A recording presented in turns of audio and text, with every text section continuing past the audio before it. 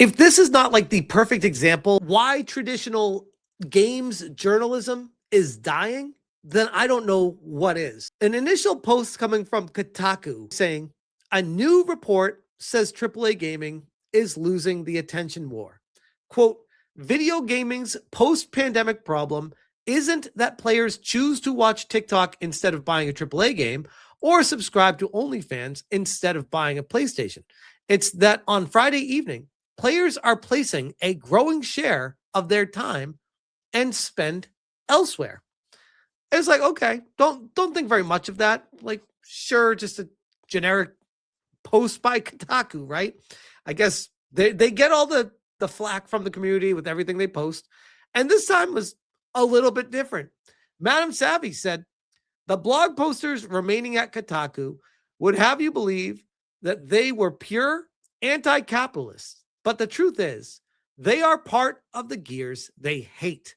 The current state of AAA is basically factory lines, and DEI losers were so desperate to be loved, they didn't care what they were getting into. So true, by the way. I talked about this in one of my previous videos about how so many of these journalists fell into the game industry. They weren't like, oh my God, this is my passion. I can't wait to get into the game industry. I'm going to go to college and learn. It's like they go to college to learn about writing or journalism or gender studies or whatever the hell they do. And then they come out of it and they're like, oh, my buddy works in the game industry and he can get me a job writing for something. That's how this ended up happening. Companies like Ubisoft hire way too many people to make bare bone games for investors, not players.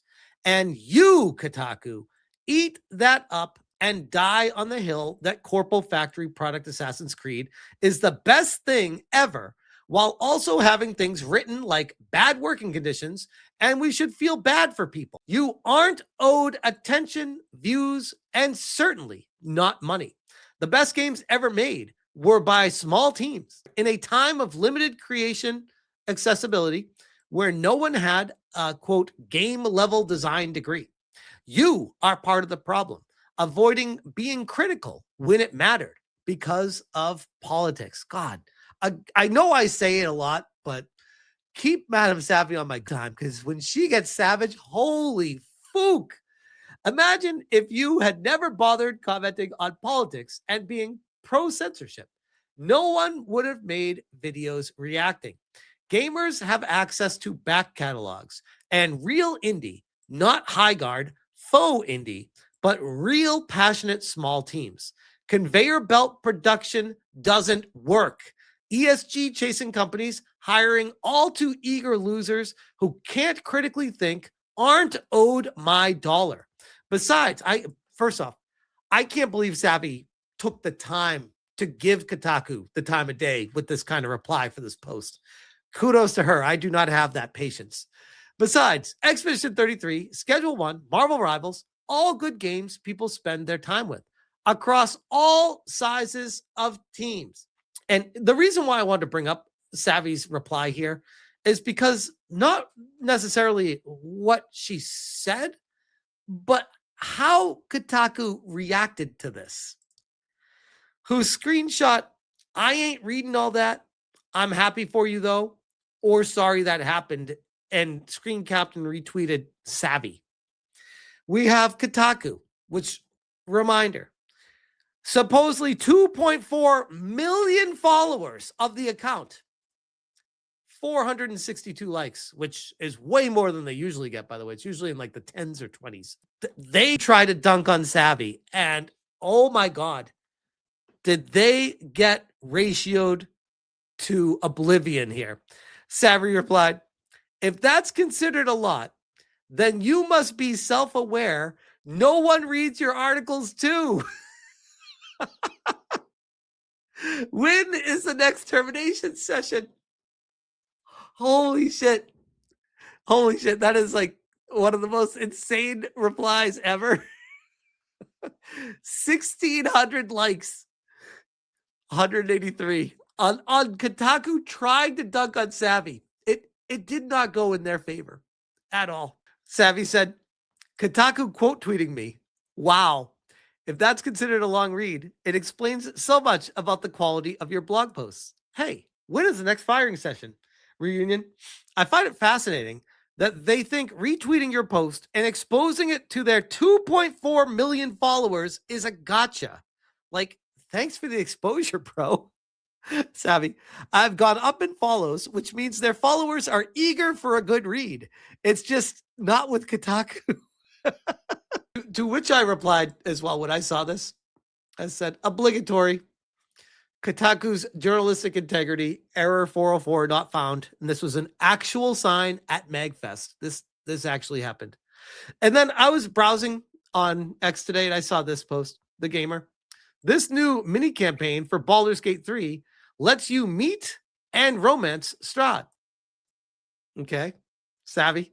Hey guys, Kotaku is jealous you get all my attention every day. They just quote tweeted me, leading to me ratioing the original post. Isn't that the best?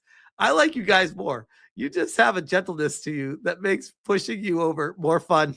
I feel like Savvy has the never stop bullying journalists gene that is very, very, very strong in her.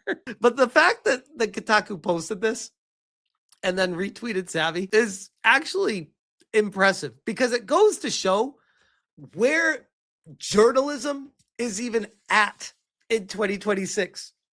Like 15, 20 years ago, the idea of one of these outlets trying to get down in the mud with people who actually like care about this stuff and then trying to own them and dunk on them would be such a foreign concept that you'd be like, no, that doesn't happen. That can't happen. Corporate policies would never even allow that to happen. But we're not there anymore. We're at the point now where I feel like this moment right here points to Kotaku.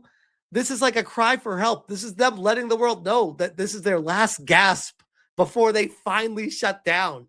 They're just lashing out. It's like a dying star that explodes at the end. It's just trying to salvage whatever they had left.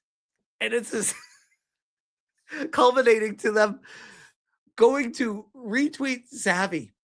And the other thing too, by the way, I think it shows how out of touch they are with their own audience. This is actually a perfect microcosm for that. Because if you post this, whoever did this, whoever's the social media manager over at Kotaku posting this, they in their head were probably thinking like, oh my God, this is going to get the chuds on our side because how do you do, fellow kids? This is a funny thing to post and we're going to totally dunk on them because they wrote a long post. When in actuality, this post did more breaking down of what's wrong with Kotaku in the grand landscape of gaming and how you could actually, if you read it and listened, improve your site and maybe, and only maybe, start garnering some favor with your audience that you're trying to survive off of. They're doing the complete opposite of that. They're attacking the very people that need to support them for them to be sustained in their positions. It's actually hysterical, the disillusion that these people have when they do these kind of things. It's one of those things that if I was the editor-in-chief at Kotaku and I saw that quote tweet happen, I'd be like, we need to talk because you can't be quote tweeting people in the community because that is like coming at the very people that you could be working with.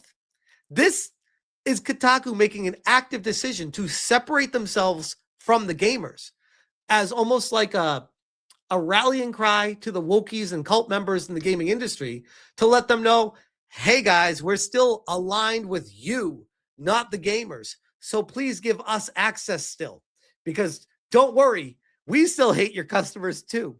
It is the wildest. I still can't even grasp this concept of how this is even happening. The only thing that explains it is just brain-dented ideology pushers that are not in it for gaming or have a passion for gaming. And I think we already know that's what it is, but it's still hard to wrap your head around that. How can you work in an industry, have your job be around the specific topic, and then do anything but what that topic is for your job every single day? Holy shit, Kotaku. Fries in the bag. Go make some game guides until your job is done. and then go put the fries in the bag.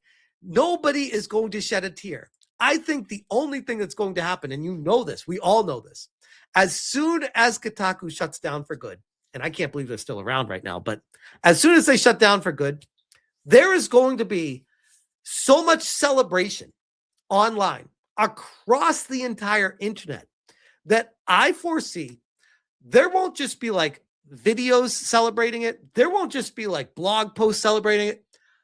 I bet that there will be like in-person parties. Like that's how big of an event it will be. People will be dancing on your grave in person. That's how much people don't like you. Take a hint. Get out. I'll leave that there. Blackbeard Dre over on Rumble says, Savvy is more of a journalist than all of Kotaku combined. I mean, true, but that's still not really saying much.